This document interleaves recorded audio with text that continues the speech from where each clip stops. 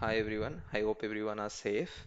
So today's topic is about how do we configure a virtual network gateway and how do we set up a point-to-site connection.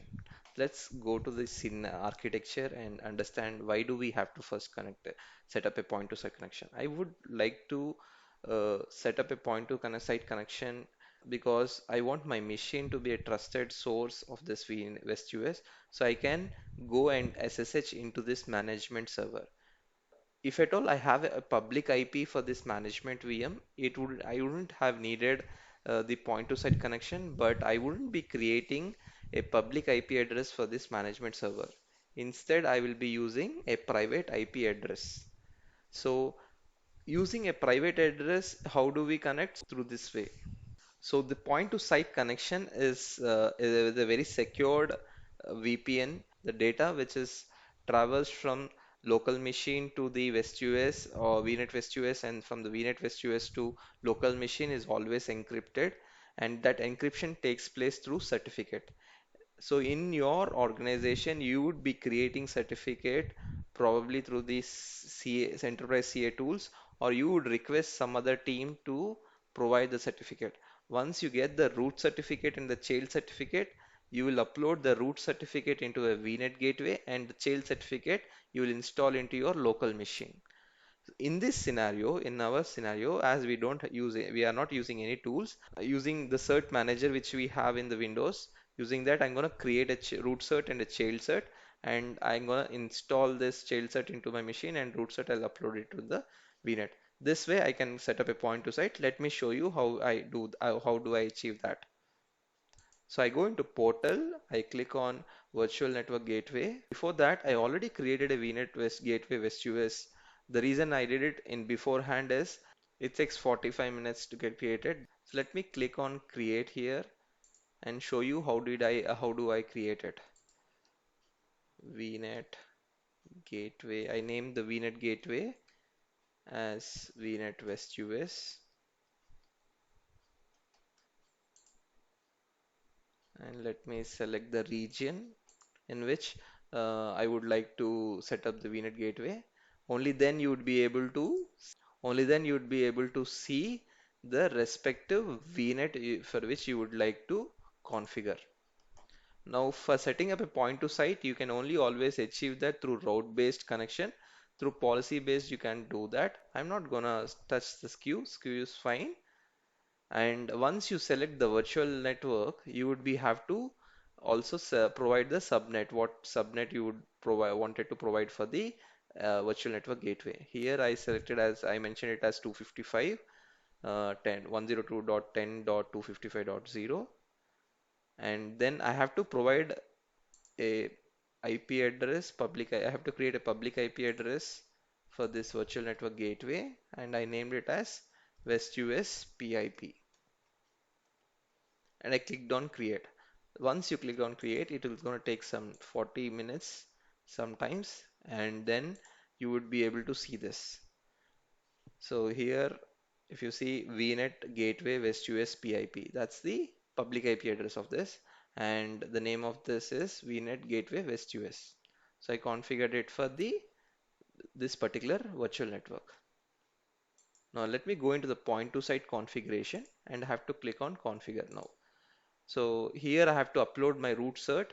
So let me show you how do we create the root cert and child cert. So this is the Microsoft documentation where we can get these commands. This is nothing rocket science. Even you can try understanding how do we create a root cert and how do this command works later. But try understanding how to configure the point to site first. This is root cert. This is child cert.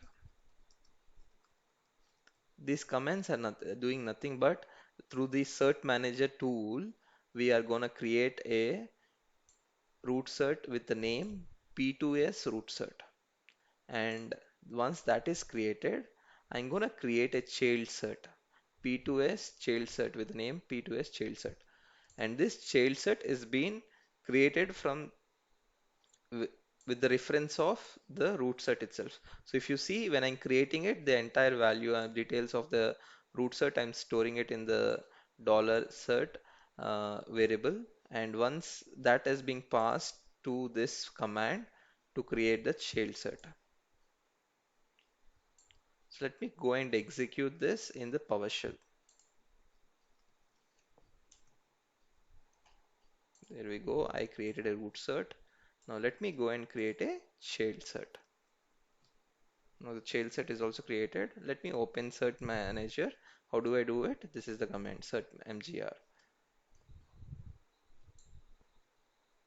There you go. And now you go to personals and you go to certificates. These are the certificates which are there. Now let me go and export the root cert into my local machine. It's into the cert manager tool. You have to copy that into your your local machine file system. So there I'm clicking. I did an export. So this has the root cert always should be in the base 64 encoded format. If at all it's not if you're not doing this, you can't be uploading this one data, that particular data in the virtual network gateway. So let me browse it and I'll click on save. Let me name it as P2S root cert. Click on next and the export is successful. Similarly, I will also export the child cert, and this should be through the private key. I'll provide a password. Why do we need to have a password? So in tomorrow when you join any company, you would be have all you already have been joined to a company, you might be working, you would be having a VPN. And when how do we configure a VPN? You would have contacted your ITS team and they would have installed the child certificate in your system, and they also would have installed a VPN client through which you are able to do that. Now, when this is the two things which the ITS team will have. So if anyone even get the access to that child cert, if they even want to install, they have to first provide the password. So that is why I'm actually giving here as another layer of extra layer of security. Now let me name it as P2S child cert.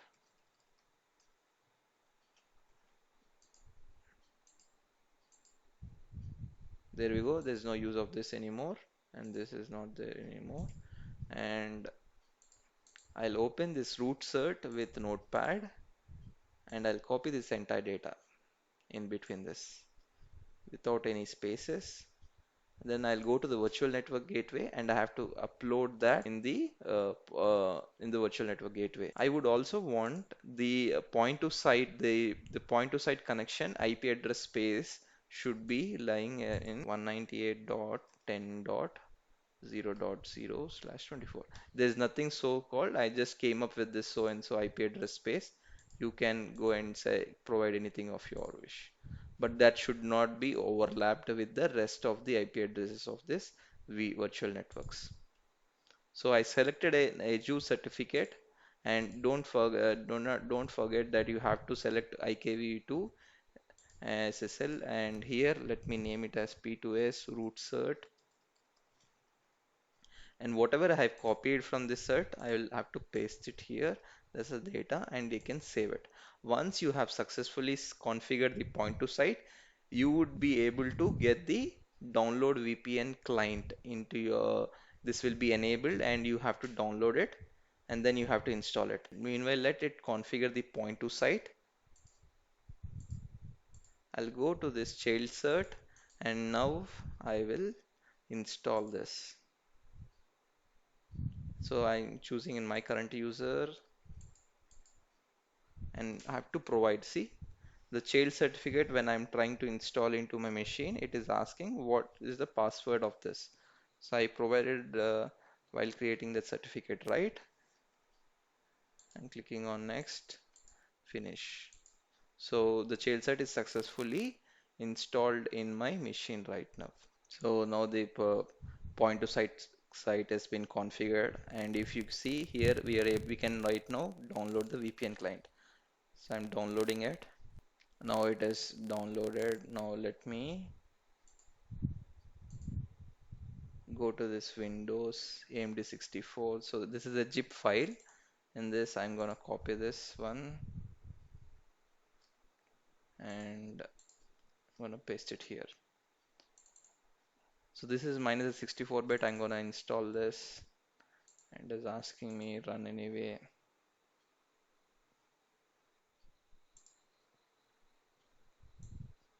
So it's asking, do you want to install this VPN client? Yes, and that is installed.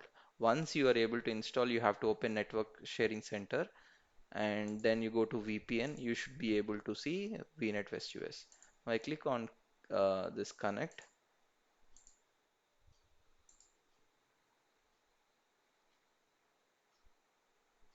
See, now I'm able to successfully get connected to the VNet West US. If you wouldn't have installed the child set, this wouldn't be have been possible. Now, as per this scenario, we have configured the point to site and we are connected to VNet West US. But I have to go and access this management this VM, and let's go and execute. So I also wanted to mention here that provision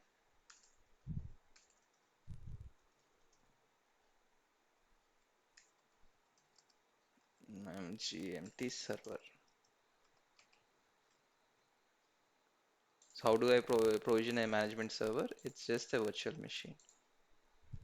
So I'll go into compute and I will go and click on virtual machines and I'll let me go and create one.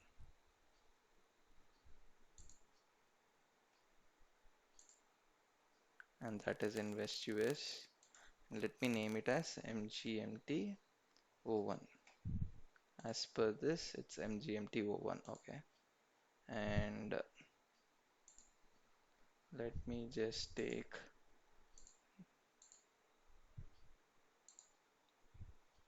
and let me go with SSH key and added extra layer trainer and public key. Let me get the SSH key from here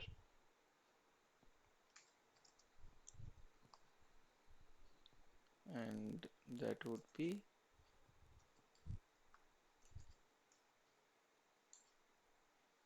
let me copy this and paste it here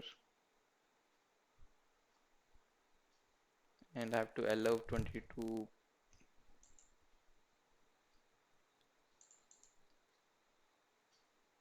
And if you see here VNet West US and it's automatically going for management subnet.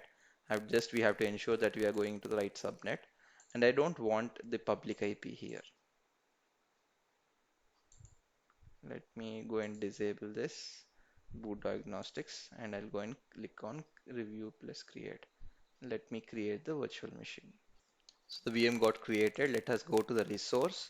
Now you see there is no public IP. I only just have the private IP and that is this one. And as I'm connected to this VNet, I should be able to connect to this machine using the private IP address itself.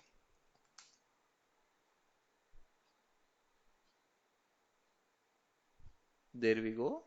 Now I'm able to log in into this VM. So I have added an extra layer of security of configuring it through uh, SSH key. So I'm having the private key, and that is the reason why I was able to log into this management VM and have the point to site connection. And I also have the encryption is there while the data is being in transit from my machine to the VNet, and then even it's a private IP address, so only whoever has been part of this VNet can only go and access it.